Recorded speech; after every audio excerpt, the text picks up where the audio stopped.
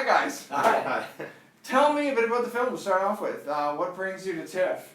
So this is a film that we shot back in November. I like to call it a fantasy thriller. It's in the horror realm in some ways, but it's a story about a dancer, a choreographer, and it's a story about her and her toddler that discover a mythical creature in the forest, which we learn has very disturbing intentions. Right. And I don't want to give any spoilers away, but that's the film Latched.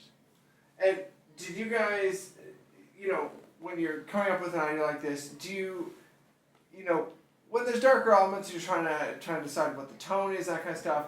How do you prep for that tone? Do you research into other films, or is it really just about how you write it and bring it out? That's a good question. I've never thought about that. But tone is so important with this genre, and we always try to incorporate comedy into the horror, because it's really great for tension and for building tension and releasing tension. And how do we prep for it? Never even thought about that. Do you have any thoughts on that? We tend to obsess a little bit. I mean, we pull from the films that we're constantly inspired by, and we tend to geek out a little bit about how we can sort of manipulate people's emotions during a film, and how we can play with that tension, and how we can make them laugh. But for the most part, we just have a lot of fun with it. I mean, we find ourselves sort of meeting in places and just coming up with ideas and just having a good time. Like, how do we really mess with people, and how can we portray them on camera? That's really our best prep. Yeah, I know. I'm always trying to, when I'm writing a script, trying to figure out how to ramp up the tension in a way that's unique. It's always an experiment in tension. We've done a couple of these films now, and it's always that idea. How can we do it differently? And a big part of that is ramping it up to a place where it's hyper intense, and then breaking that with comedy. And that's the only sort of forethought I would put into the tone, for sure. Is breaking it with like just one beat that gets a big laugh at the most intense moment, right. and then starting again and ramping the tension back up from that point. I definitely think there's been, the last 2 years especially, there's been, the better films have certainly gone in that direction. It seems like it's invigorating, I don't want to say horror, but those kind of films for sure more. I mean, it's almost like a question of how much, what do you do with the ratio, I guess, of comedy to horror, or comedy to suspense? Or That's the whole game. Yeah, Get Out did it perfectly. Because comedy and horror and terror, they're so closely linked. There's so much comedy in terror. And someone's trying to act, when someone's afraid, they're trying to act like they're not afraid. It's really funny. So they naturally work together. Right. But it can get really cheesy quickly if you don't handle it properly. So that's sort of the craft, is how do you do it, and it's a combination of the writing and then getting the performance.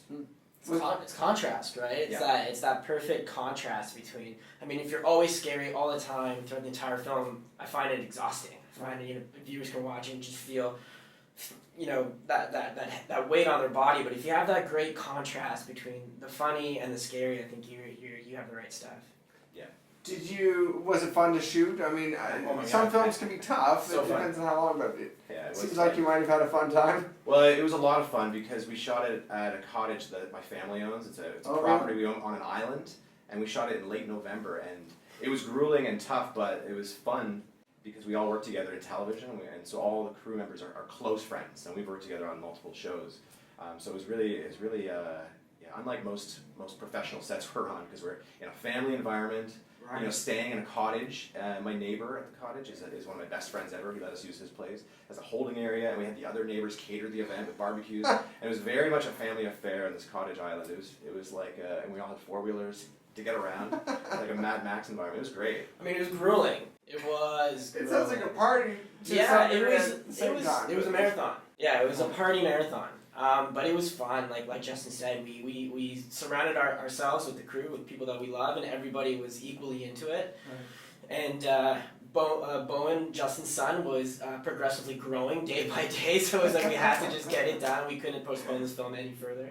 And it was actually a good time. We had family dinners, we had barbecues, we all hung out in the cottage. It was great. It was actually a good time. Yeah, we were trying to make some behind-the-scenes videos. We did one. We were trying to make some others because it was really hilarious trying to smoke up the forest with a fog machine. And Rob and I, as the directors, are personally trying to wave the smoke into the trees. And so I'm trying to produce some behind-the-scenes videos that we can put out. Smoke hat to That'd be great, yeah. What's it like co-directing? Because we see this a bit more now. I mean, it's happened a few times, in the last few decades, but it's not altogether that common. So what's it like for you guys? How do you work together? Well, I mean, Justin and I have an interesting story. We met working in television, and we work on a lot of the big box shows in Canada. And Justin's the guy that if I was never able to work on a project, he would be the person I would first recommend, because we sort of share a mind creatively. Visually, we're very inspired to produce amazing visuals. Justin has a keen eye for story and for tension and for writing. So he's hyper creative that way, and he's almost too creative. And where I'm able, it's crazy. Sometimes when Justin goes, it's just like, oh, yes, let's do it. Even if I don't want to do it, I end up absolutely saying, let's do it, and it works out perfectly. So it's good. We don't step on each other's toes. We don't need to be the director in the scene. We don't need to have our voice. It's a really great sort of dynamic between the two of us. Yeah, like some sort of a two-headed monster that can answer anyone's questions, and so, it's just nice to have someone who you can trust, and sometimes we'll split units too. Right. And where it's like, okay, you're gonna handle all this, and we have different skill sets that actually complement each other very well. Where I'm weak, or I'm strong, and vice versa. And so we can answer any questions to the crew, and I don't know, it's like Coen Brothers or the Duffer Brothers or these other collaborations, where anybody can ask either of us, and we've done all the prep, so we know we're on the same page. It's a two-headed beast. It's cool. Well, thank you guys very much. Appreciate it. Cool. Thank you very much. That was awesome. Thank you.